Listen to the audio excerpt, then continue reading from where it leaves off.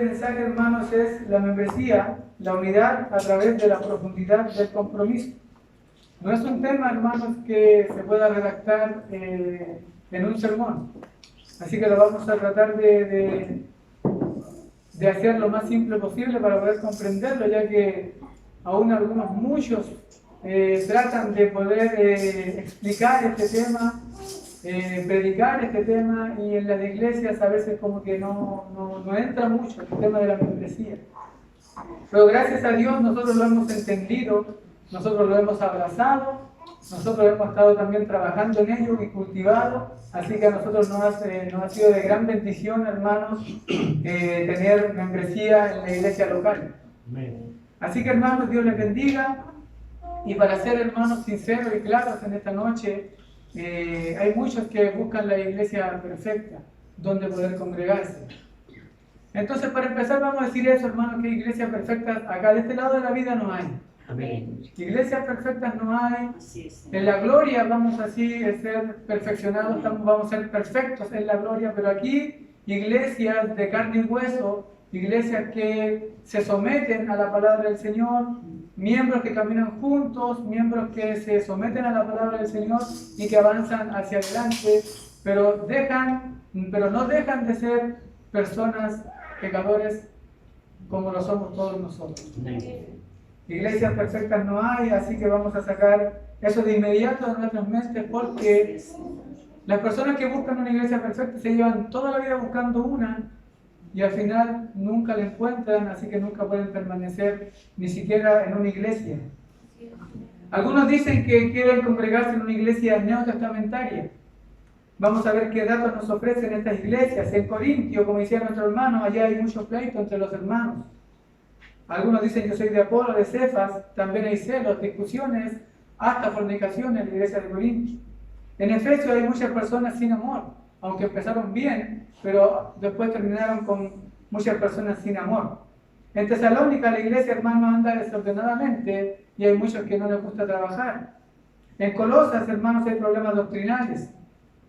En Galacia se muerden los unos a los otros y hay mucha carnalidad.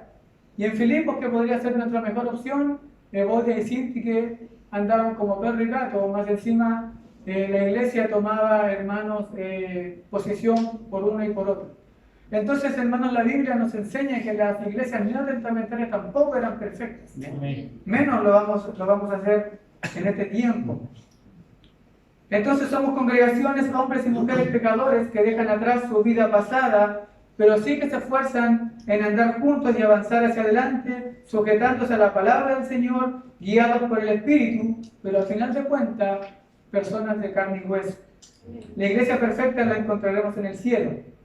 Acá, solo iglesias que están siendo perfeccionadas. Amén. Iglesias que están siendo perfeccionadas, hermanos, y aunque sea así, iglesias que no sean perfectas, pero que están siendo perfeccionadas, Dios nos manda a formar parte de una.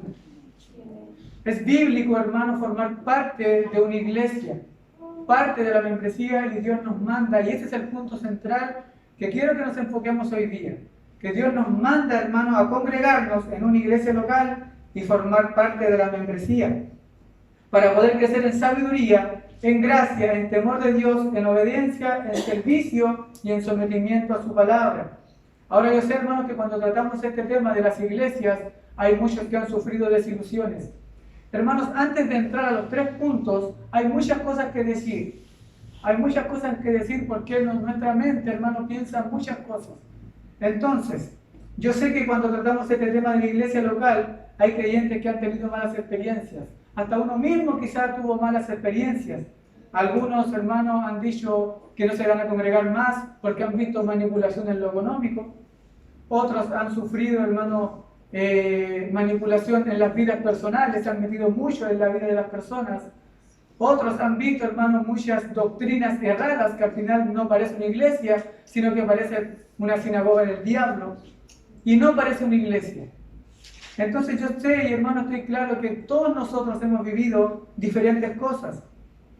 Y hay muchos que están centrados, hermanos, en ver cómo a la iglesia le falló.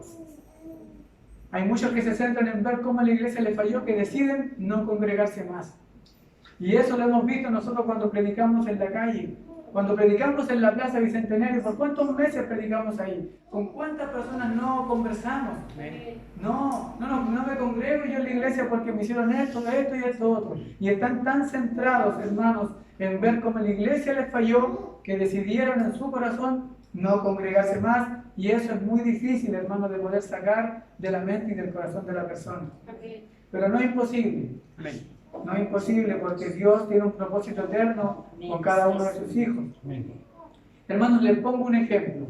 Imaginemos que de un helicóptero salta una persona con un paracaídas.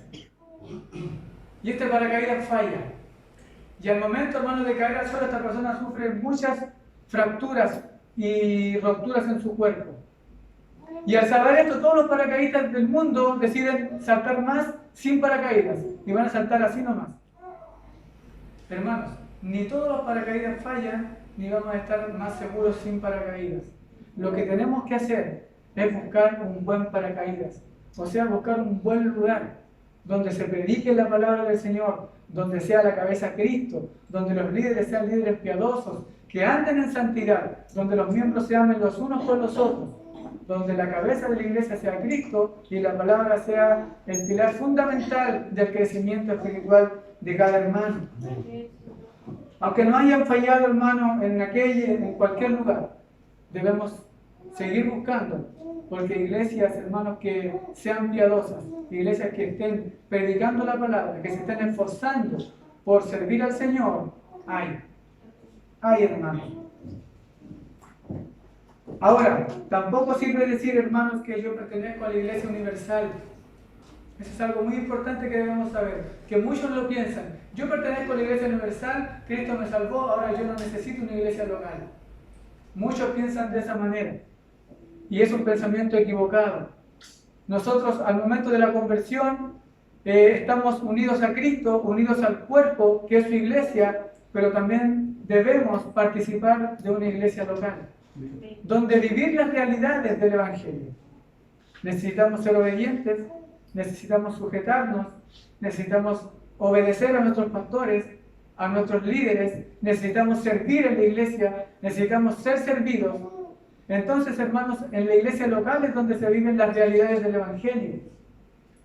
Es malo decir solamente que soy parte de la Iglesia Universal, porque eso es como decir que soy universitario, pero nunca voy a la universidad. Eso. No podemos decir que somos miembros de la Iglesia Universal y no tenemos una iglesia local donde servir al Señor. Entonces, pero lo primero que debemos, hermanos, tener en cuenta, si tenemos problemas con este tema, es amar la iglesia. Debemos apasionarnos por ella, maravillarnos con ella por lo que Dios está haciendo. La obra en la iglesia es de Dios. La obra no es de los líderes, no es del pastor. Pero cuando uno ve la obra que están haciendo los líderes o la obra que están haciendo los pastores, obviamente vamos a ver debilidades, obviamente vamos a ver flaquezas. Pero cuando vemos a Dios trabajando en la iglesia y esculpiendo en cada uno de nosotros la imagen de Cristo, vamos a amar más la iglesia, porque Dios está haciendo una obra en nosotros. Obviamente nosotros somos instrumentos de Él, pero el que hace la obra en nosotros es Dios. Amén. Necesitamos ver la obra de Dios en la iglesia, que es la esposa de Cristo, y Él entregó su sangre para redimirla y lavarla. Miren cómo Pablo piensa y se dirige sobre la obra de Dios en la iglesia. Filipenses 1, versículo 6. Estos son los lentes de Pablo, los cuales deberíamos todos tener. Estando persuadido de esto, que el que comenzó en vosotros la buena obra, la perfeccionará hasta el día de Jesucristo. De esa manera Pablo veía a la iglesia. Él estaba convencido de que el que comenzó en nosotros la buena obra, la iba a perfeccionar. Necesitamos ver la obra de Dios en la iglesia y no fijarnos en los escombros que caen mientras Dios trabaja en nosotros. Si nos fijamos en la obra que Dios está haciendo, hermanos, llevaremos fruto. Veamos lo que dice Efesios capítulo 5, versículo 26. Maridos, amad a vuestras mujeres, así como Cristo amó a la iglesia y se entregó a sí mismo por ella, para santificarla, habiéndola purificado en el lavamiento del agua por la palabra. Eso fue lo que hizo Cristo. por la iglesia. Así la ve Dios. Dios no ve, hermanos, nuestras debilidades. Dios ve a Cristo en nosotros. Y es la forma de ver nosotros a la iglesia. Para que nosotros nos acerquemos a la iglesia con una perspectiva diferente. Nosotros debemos acercarnos a la iglesia, a ver lo que Dios hace con una perspectiva diferente a la que tenemos. Porque si en verdad amamos a Cristo, amaremos a la esposa de Cristo. Hermanos, vamos a poner el ejemplo del padre de familia, del misionero que sale a misionar. Y cuando vuelve, su esposa e hijo le dicen que muchos hermanos en la iglesia le ayudaron, suplieron algunas de sus necesidades. ¿Cómo se siente este padre de familia misionero al escuchar eso? Se siente feliz, se siente dichoso. Del mismo modo Cristo ascendió al cielo y su iglesia ha quedado aquí en la tierra. Cuando cada uno de nosotros ayuda a la iglesia, es un aporte para la iglesia, lo está haciendo a Cristo. Mira lo que dice Mateo 25, acompáñame ahí. Mateo 25, versículo 32.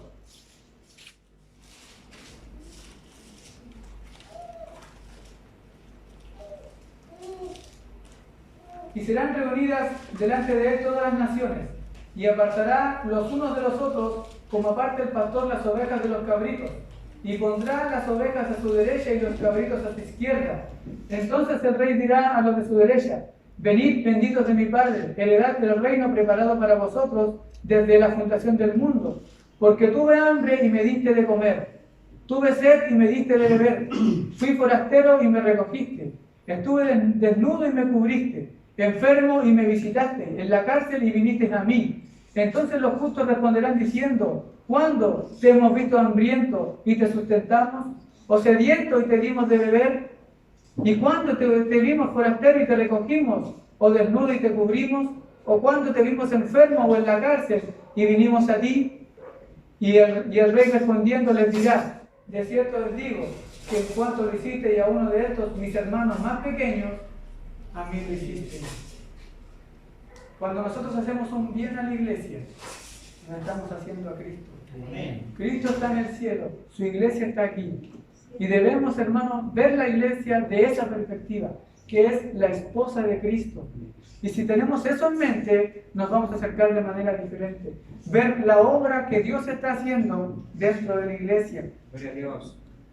Así que no podemos decir simplemente soy cristiano y pertenezco a la iglesia universal. ¿Qué más necesito? Necesito una iglesia. Necesito una iglesia local, donde yo pueda vivir las realidades que acá se viven, en la iglesia local, en la membresía de la iglesia, donde se vive, hermano, la obediencia, el sujetarme los unos con los otros, el exhortarnos los unos con los otros. Necesito vivir esas realidades, hermanos, y no solamente decir que pertenezco a la iglesia universal. Después de haber dicho todo esto, hermano, como punto número 1, la membresía es bíblica. La membresía es bíblica. Primera de Corintios capítulo 12, versículo 12.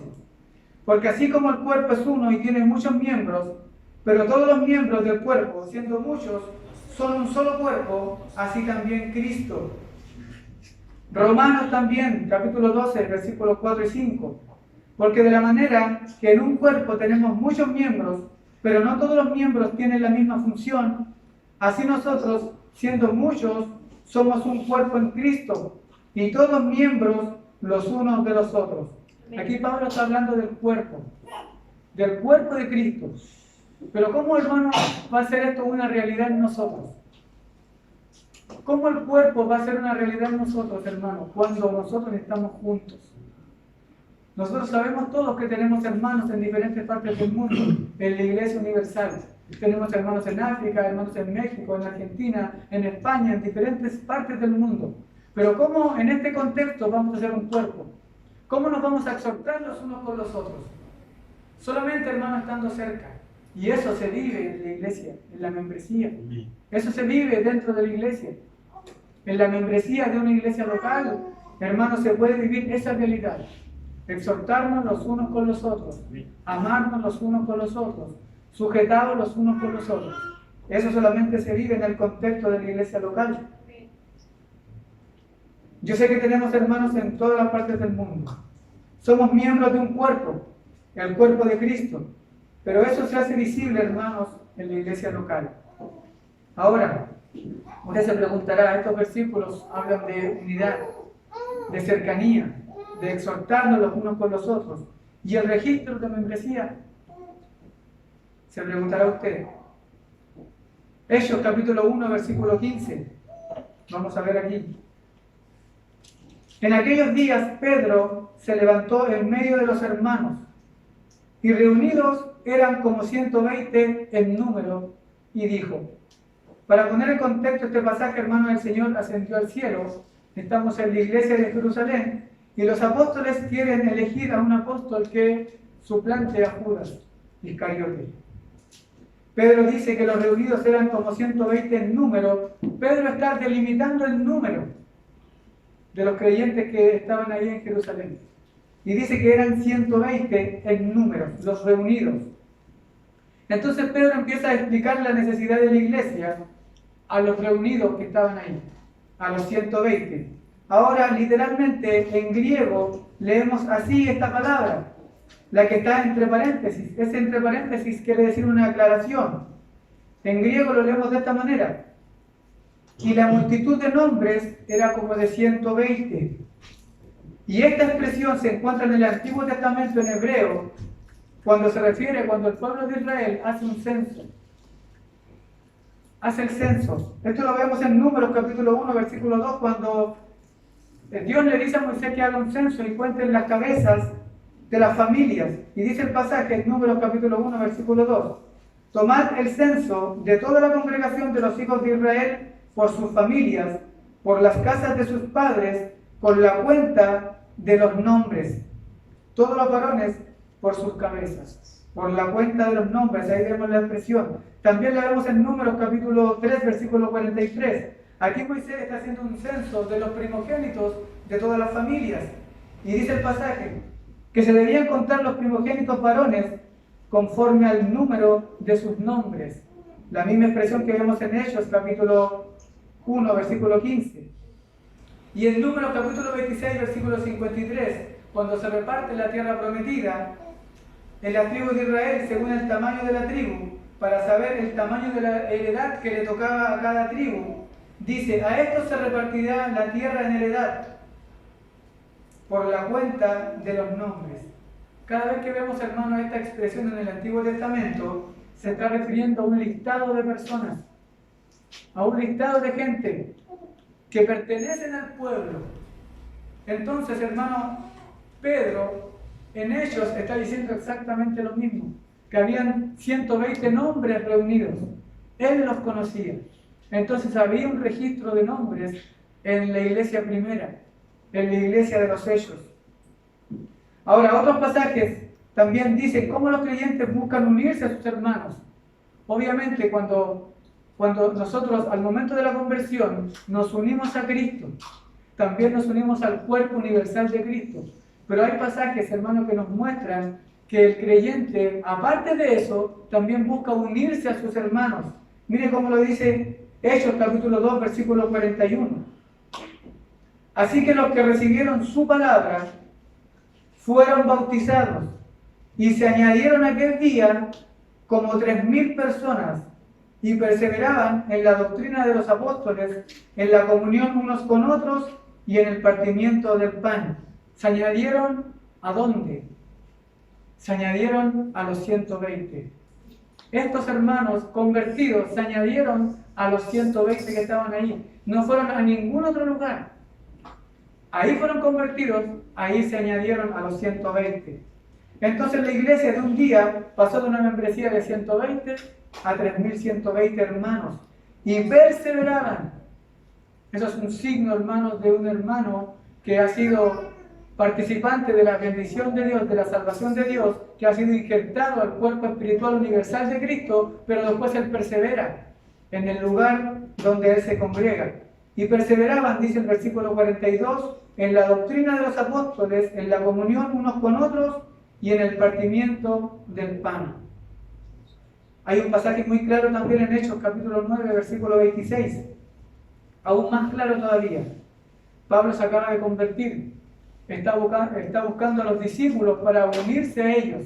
Y los discípulos no le creen porque éste les perseguía antes. Y dicen de esta manera: Cuando llega a Jerusalén, Pablo trataba de juntarse con los discípulos, pero todos le tenían miedo, no creyendo que fuese discípulo.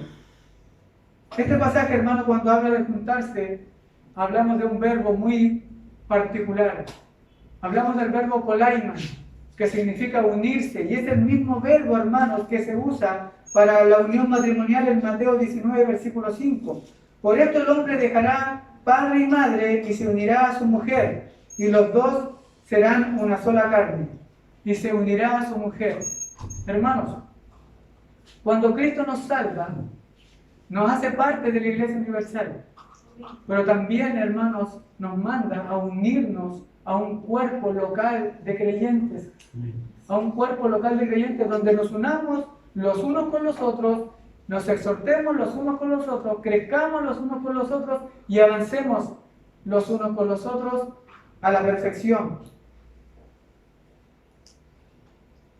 Sigamos. Ahora, cuando el apóstol Pablo, hermanos, se convierte, él nos dijo: ahora soy salvo y pertenezco a la Iglesia Universal y no tengo necesidad de ninguna otra cosa más. Ya vimos en el pasaje que él buscaba unirse. Él no dijo: voy a ir de vez en cuando a la iglesia. Él no dijo: voy a tomar la cena yo solito en la casa. Él no dijo: voy a ver predicaciones por internet. Él buscaba unirse. Hermano, y eso es lo que siente el creyente por dentro cuando Cristo lo salva. El creyente lo siente por dentro, hermano, congregarse, unirse a los hermanos, independiente de cómo sea tu hermano. Pero Dios hace sentir eso en tu corazón, de que tú te unas a tus hermanos en una congregación local y sirvas en esa congregación y vivas realidades cristianas que allá afuera no se viven. Islas, no hay cristianos islas. No hay llaneros solitarios tampoco. Debemos congregarnos en una iglesia local, debemos dar fruto y vivir obediencia, vivir sujeción como Cristo nos manda. La membresía de la iglesia, como punto número 2, es algo necesario para ti y necesario para mí, como punto número 2. Pertenecer a la iglesia universal y no pertenecer a una iglesia local significa, entre otras muchas cosas, que no tenemos a nadie a quien rendirle cuentas y no tenemos quien nos apoye cuando estemos en problemas. Yo sé que esta palabra, rendir cuentas, muchos la mastican nomás, pero no la tragan. No les gusta rendir cuentas a muchos, pero hermanos, si, como les decía yo, nosotros cambiáramos el modo de pensar, nos daríamos cuenta que es necesario participar de la membresía, es necesario para usted y es necesario para mí. ¿Por qué? Porque tendríamos, hermanos, dónde recurrir cuando tengamos problemas. Porque el pastor y los hermanos se deben a la iglesia, a los hermanos de la membresía. Eso lo vamos a ver más rato. Eso lo vamos a ver en un momento más. Eso no quiere decir que vas a quedar solo. Eso no quiere decir. Pero la prioridad la tienen las almas que están al cuidado de los pastores. Hermano, a ti y a mí nos conviene que nos conozcan y rendir cuentas. El anonimato en la vida cristiana no es bueno, es destructivo. A mí me conviene ganar la bendición que me pregunten: ¿cómo estás? Me conviene ganar ese privilegio que me pregunten: ¿cómo estás? ¿Cómo te has sentido? No te vi el domingo, ¿qué te pasó? ¿Cómo has estado? ¿Tienes problemas en tu trabajo? ¿Tienes problemas en tu familia? Cuéntame, ¿necesitas algo? Necesito ganar esa bendición, porque si no la tengo, ¿quién me dice? ¿Quién me supervisa? ¿Quién me ayuda, hermano? Veámoslo desde ese punto de vista. Veámoslo desde ese punto de vista. Debemos, hermano, abrir nuestro corazón a la iglesia, a los hermanos, entregarnos por completo a la iglesia y también recibir todas las bendiciones que la iglesia tiene para nosotros. Yo necesito la exhortación, tú también la necesitas. Necesitamos reprensión, necesitamos consuelo, enseñanza, compañerismo. Es decir, es fácil, hermano, decir que me someto al señorío de Cristo y no me someto a la exhortación de mi hermano. En el contexto de una iglesia local es donde demostramos nuestra militancia y donde aprendemos a sujetarnos a Cristo. Ahí demostramos nuestra militancia, si somos o no obreros en Cristo Jesús. Si tenemos disposición para servir o no en la iglesia local, donde no es una iglesia muy grande, de 200, 300 personas, no, donde se necesita de vuestra ayuda. Es ahí donde demostramos nuestra militancia. Si amamos o no a la esposa de Cristo, si amamos o no los atrios de Jehová, si amamos todo esto que es bello en la iglesia. Es ahí en la iglesia local donde se manifiesta nuestra verdadera militancia. Todos rendiremos cuentas a Cristo por nuestras vidas, pero los pastores rendirán cuentas a Cristo por sus vidas y por la de los hermanos. Y en ese sentido, hermano, es bueno que un pastor conozca las almas que Dios le ha dado a su cuidado. Por eso dije que es bueno y necesario, hermano, la membresía en una iglesia local. Es bueno para ti y es bueno para mí. Primera de Tesalonicenses, capítulo 5, versículo 12. Os rogamos, hermanos, que reconozcáis a los que os trabajan entre vosotros y os presiden en el Señor y os amonestan, y que los tengáis en mucha estima y amor por causa de su obra.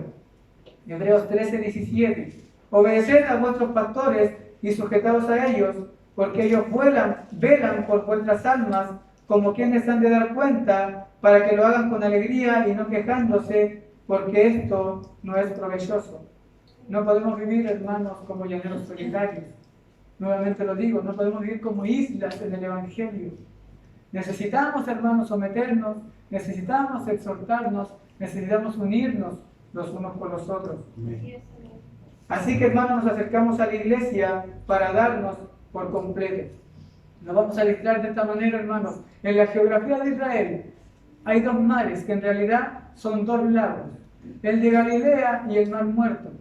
El de Galilea es chico, pero tiene vida, tiene peces, tiene casas alrededor, tiene vida, porque entra agua y sale agua, entra agua y sale agua, da y recibe. Pero el Mar Muerto solamente recibe, se acumula la sal, ni siquiera hay algas y no hay vida. Hermanos, es una perfecta ilustración para los dos tipos de personas que existen en este planeta y dentro de la iglesia. Aquellos que solamente quieren recibir y no dar nada. Se acumula la sal, no hay vida. Por más que escarbemos ahí, no hay nada. Pero el hermano, que se entrega, que entrega su tiempo, que entrega sus recursos, que entrega su vida, pero que también recibe la bendición. Aquel va a ser chiquitito, pero con vida. Chiquitito, pero con vida. Hermanos, necesitamos entender eso, que la membresía de la iglesia es algo que nosotros debemos tener en la mente como algo que debemos entregarnos a la iglesia. Es bueno ministrar y que nos ministren. Es bueno ser objeto de los ojos de nuestros hermanos. Hebreos capítulo 10, versículo 24 dice lo siguiente: considerémonos los unos a los otros para estimularnos al amor y a las buenas obras. ¿Qué versículo más claro, hermano?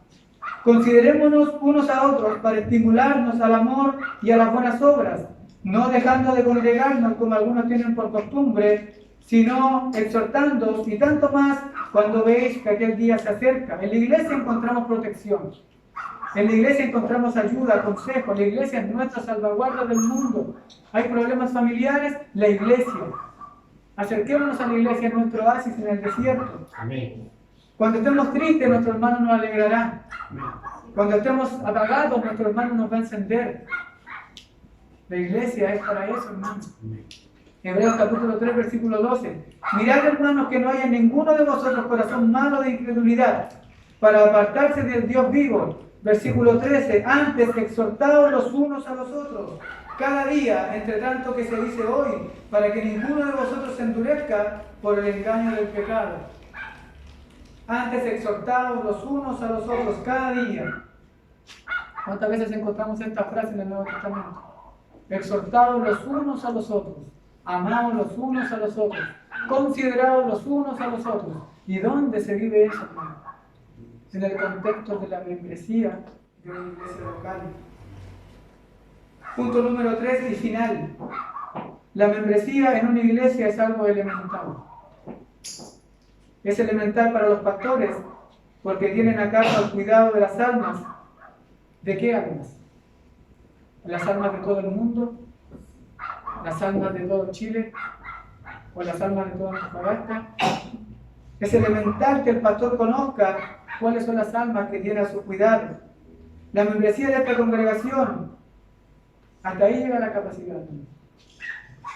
No podemos exigirle al pastor o a los líderes, no podemos exigirle, hermanos, que tiene que rendir cuenta por hermanos que ni siquiera conocen, por hermanos que ni siquiera, hermanos, lo ha visto algún día, hermanos de México, de Colombia, de Chile, no sé. No podemos exigirle a un pastor, Dios no va a hacer eso. ¿A quién le va a pedir, por quién le va a pedir cuenta Dios al pastor o a los ancianos o a los hermanos? Por la membresía de la iglesia, por la que Él ha puesto a su cuidado. Y si Dios hace crecer la congregación, añadirá también pastores o levantará ancianos de ahí mismo. Entonces, hermanos, ¿por quiénes deben dar cuenta los pastores? Hechos 20, 28. Por tanto, mirad por vosotros, le estaba hablando a los pastores, por su corazón, por su casa, por su familia, por su doctrina, mirad por vosotros, y por todo el rebaño en que el Espíritu Santo os ha puesto por obispos, para apacentar la iglesia del Señor, la cual Él ganó por su propia sangre. Mirad por vosotros mismos y por todo el rebaño en que Dios os ha puesto por obispos. Nuevamente, ¿cuál es ese rebaño? ¿Cuál es ese rebaño que dice Dios? Acá en este contexto, la iglesia de Éfeso, acá en el momento que estamos, en la iglesia local donde nosotros nos congregamos. Así que es elemental para los pastores, porque necesitan saber de quiénes han de tener cuidado y cuál es su responsabilidad. Pero también es elemental para el crecimiento de la iglesia y de sus miembros, para tratar asuntos de la iglesia y asuntos familiares. Ejemplo, cuando nosotros, hermanos, tenemos una reunión familiar, ¿quiénes son los que están en esa reunión? El vecino, mi tío, mi tía, está la familia. De la misma manera la iglesia, la membresía. Hechos capítulo 6, versículo 2. La iglesia en Jerusalén se encuentra en la necesidad de reconocer a diáconos. Entonces había una decisión importante que tomar. ¿Qué hicieron los 12? Convocaron a la multitud de los discípulos y dijeron: no es justo que nosotros dejemos la palabra de Dios para servir a las mesas. Hechos capítulo 15, versículo 22. La iglesia está considerando enviar a 2 hombres para ayudar a Pablo. También una decisión importante, misionera. ¿Qué dijeron? Este pasaje: entonces pareció bien a los apóstoles y a los ancianos con toda la iglesia elegir entre ellos varones y enviarlos a Antioquía con Pablo y Bernabé, a Judas, primeramente también, que tenía por nombre Barsabá, y a Silas, varones principales entre los hermanos. De nuevo, la Biblia dice que estaban los ancianos y estaba la iglesia. También es necesario, elemental, hermano, para ejercer la disciplina. Mateo 18:15 nos describe un proceso de disciplina.